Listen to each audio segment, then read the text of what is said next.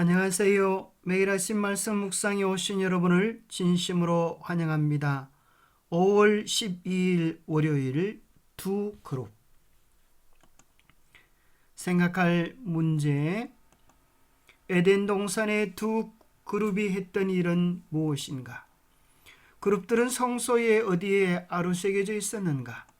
오늘 우리에게 주는 교훈은 무엇인가? 창세기 3장 21절입니다. 여호와 하나님이 아담과 그의 아내를 위하여 가죽옷을 지어 입히시니라. 여호와 하나님이 이르시되 보라, 이 사람이 선악을 아는 일에 우리 중 하나같이 되었으니 그가 그의 손을 들어 생명나무의 나무 열매도 따먹고 영생할까 하노라 하시고, 여호와 하나님 에덴 동산에서 그를 내보내어 그의 고난이 된 땅을 갈게 하시니라. 이같이 하나님이 그 사람을 쫓아내시고 에덴 동산 동쪽의 그룹들과 두루 도는 불칼을 두어 생명나무의 길을 지키게 하시니라. 죄로 말미암아 영광의 옷을 잃어버린 인류의 조상 아담과 하와가 벌거벗어서 무화과 나무 잎사귀로 그들의 옷을 헤입었을 때 하나님께서 나타나셔서 아담과 그의 아내를 위하여 가죽옷을 지어 입혀 주십니다. 가죽옷을 지어 입혀 주실 때 마땅히 한 어린 양이 희생되어졌을 것입니다. 죄로 말미암아 인류는 생명나무로 가는 길을 갈 수가 없게 되었습니다. 생명나무로 가는 길이 차단되었습니다. 죄인에게 영원히 살 수 있는 길이 끊어졌습니다.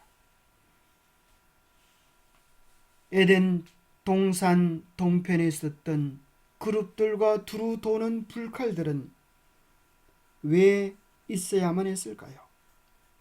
두루 도는 불칼이라고 하는 것은 샥한, 머물다라는 의미, 셰키나에서 왔습니다.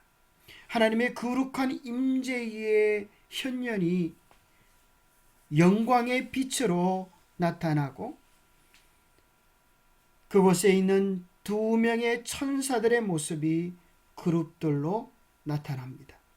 그래서 하나님께서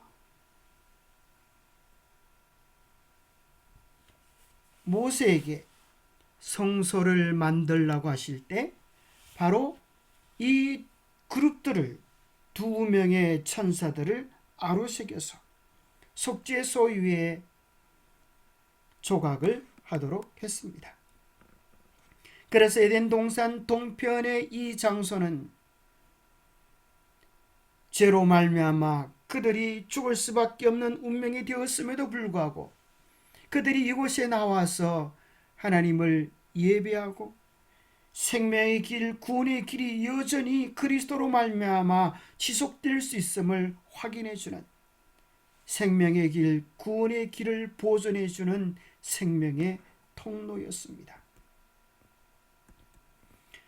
그룹들에게 죄인들이 생명나무에 접근하지 못하도록 막는 책임이 주어진 것은 분명하지만 그것은 또한 다른 측면에서 언젠가 인간이 낙원으로 회복될 것이라는 소망과 약속의 상징이기도 했습니다. 에덴 동산은 사람이 그 기쁨의 통로에서 추방된 후에도 오랫동안 지상에 남아 있었습니다. 타락한 인류는 오랫동안 그 죄가 없는 고향을 바라볼 수 있었지만 그들의 출입은 지키는 천사들에 의해 차단당했습니다. 그룹 천사들이 지키는 낙원의 문에는 하나님의 영광이 나타났습니다. 아담과 그의 아들들은 하나님께 예배하기 위해 그곳에 나왔습니다. 여기서 그들은 에덴 동산에서 그들을 쫓겨나게 했던 율법에 순종하겠다는 맹세를 새롭게 하였습니다. 그러나 새하늘과 새 땅이 있게 될 마지막 회복 때에 에덴은 처음보다 더 영광스럽게 단장된 모습으로 회복될 것입니다.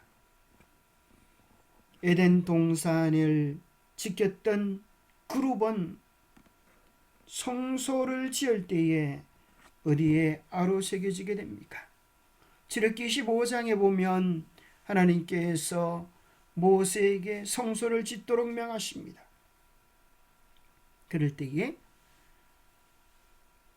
두 천사, 두 그룹을 조각하게 하셨는데 한 그룹은 이쪽에 또 한 그룹은 저쪽에 그 속죄소 두 끝에 속죄소와 한 덩이로 연결할지며 그 그룹들은 그 날개를 높이 펴서 그 날개로 속죄소를 덮으며 그 얼굴을 서로 향하여 속죄소를 향하게 하고 거기서 내가 너와 만나고 속죄소 위 곧 정거계 위에 있는 두 그룹 사이에서 내가 이스라엘 자손을 위하여 내게 명령할 모든 일을 내게 이르리라.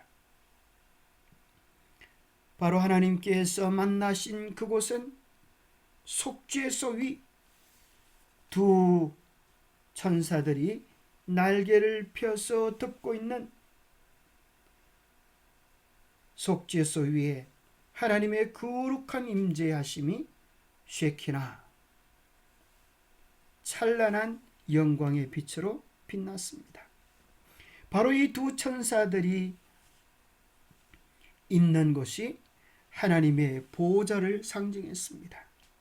바로 샤칸이라고 하는 쉐키나라고 하는 그 영광의 빛은 하나님을 뜻했고 그 두 천사는 하나님을 옹이하고 있는 천사들을 상징하고 하나님의 보좌, 하나님의 통치의 원리가 바로 속죄소 아래 있는 언약궤 속에 나타났습니다. 바로 그 언약궤 안에는 하나님께서 온 우주를 다스리시는 하나님의 통치의 원리, 하나님의 거룩한 십계명이 그곳에 보관되어 있었습니다. 계시록 11장 19절에 보면 하늘에 있는 하나님의 성전이 열리니 성전 안에 하나님의 언약궤가 보이며 또 번개와 음성들과 우레와 지진과 큰 우박이 있더라. 하늘에 하나님의 언약궤가 보관되어 있음을 요한은 직접 보았다고 기록해 놓고 있습니다. 계시록 16장에는 지상에 쏟아지는 7재앙이 기록되어 있는데 그 마지막 7째 재앙이 바로 하나님의 언약궤 곁에 있던 번개와 음성과 우레와 지진과 큰 우박이 이 땅에 쏟아지는 장면으로 기록되어져 있습니다. 왜 하나님의 언약궤 곁에 이렇게 무시무시한 무기들이 보관되어 있을까요? 바로 이러한 것들은 하나님의 정부를 수호하는 세력들입니다. 하나님의 정부에 대하여 반대하고 하나님의 언약을 깨뜨렸을 때 하나님의 계명을 범한 자들 위에 하나님의 진노가 쏟아지고 이 세상의 역사는 마쳐지게 될 것입니다. 순서도 하나 틀리지 않고 계시록 11장 19절에 나오는 번개와 음성과 우레소리와 지진과 무게가 한 달란트나 되는 큰 우박이 하늘로부터 사람들에게 내린다고 성경에 기록해 놓고 있습니다. 성경에서 그룹들은 하나님의 임재와 함께 나타납니다. 특히 하나님의 이름을 선포하는 장소인 하나님의 보좌와 연관되어 있습니다. 계시록 4장 5장에서 하나님의 보좌에 모인 24장로들이 그분을 찬양하고 만물을 창조하신 분으로서 그분의 통치권을 선포하는 것을 주목해야 합니다. 이는 보좌실의 장면과 창조주와의 관계에서 용서받은 죄인으로서 우리의 역할을 이해할 수 있게 도와줍니다. 시편 89편 14절에 기록된 말씀처럼 의와 공의가 주의 보좌에 기초라 인자와 진실함이 주 앞에 있나이다. 하나님께서 의와 공의로 온 우주를 통치하시는데 바로 그 공의는 십자가에서 보여진